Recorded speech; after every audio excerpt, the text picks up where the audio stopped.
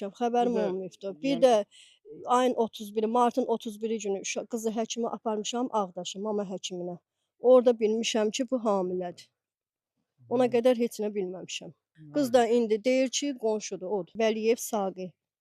Qızıma təcavüz eləyibdi. Hamilə qalıbdı. O qonşunun nətər tanışıq, bir ailə kimi də bir gedişdik, gəlişdik, belə yaxın olmuşuq da. Onlar bizə gedib, biz onlara gəlmişik. Qızın anasının iddialarına cavab axtarmağa çalışdıq. Adı çəkilən qonşunun atası isə bildirdi ki, onun oğlunun bu məsələdə günahı yoxdur. 6-7 nəfər o körbüyə çağırıblar, izahata alıblar. DNT-də bu bilinəcəkdir.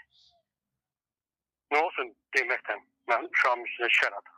Faktla bağlı Ailə, Qadın və Uşaq Problemləri üzrə Dövlət Komitəsindən məsələ ilə bağlı bildirdilər ki, sosial şəbəkələrdə Ucar rayonunda yetkinlik yaşına çatmayan şəxsin uşaq dünyaya gətirməsi ilə bağlı yayılan məlumatlar əsasında Ailə, Qadın və Uşaq Problemləri üzrə Dövlət Komitəsi tərəfindən müvafiq araşdırmalara başlanılmışdı. Yerli icra hakimiyyəti orqanının təqdim etdiyi məlumata əsasən yetkinlik yaşına çatmayan şəxs və yeni doğulmuş körpə hazırda tibb müəssisəsindədir. Onların vəziyyəti qənaətbəxş olaraq qiymətləndirilir. Faktla bağlı aidiyyəti qurumlar tərəfindən araşdırma davam etdirilir və nəticəsindən asılı olaraq yeniyetmənin valideynlərinin məsuliyyəti məsələsinə hüquqi qiymət veriləcək. Bununla yanaşı, yetkinlik yaşına çatmayan şəxsin və körpənin hüquqlarının qorunması, onların sosial və psixoloji dəstəklə təmin olunması istiqamətində zəruri tədbirlər davam etdirilir. Ucar rayon icra hakimiyyəti başçısı yanında uşaq hüquqlarının müdafiəsi üzrə komissiyadan isə sorğumuza şifahi olaraq cavab verdilər ki, məsələ ilə bağlı hüquq mühafizə orqanlarında araşdırma aparılır. Daxili İşlər Nazirliyinin müvafiq hadisə ilə əlaqədar açıqlamasında isə qeyd olunur ki, daxil olan məlumata görə rayon polis şöbəsinin istintaq bölməsində cinayət işi başlanılıb. Cinayət işi üzrə istintaq tədbirləri davam etdirilir.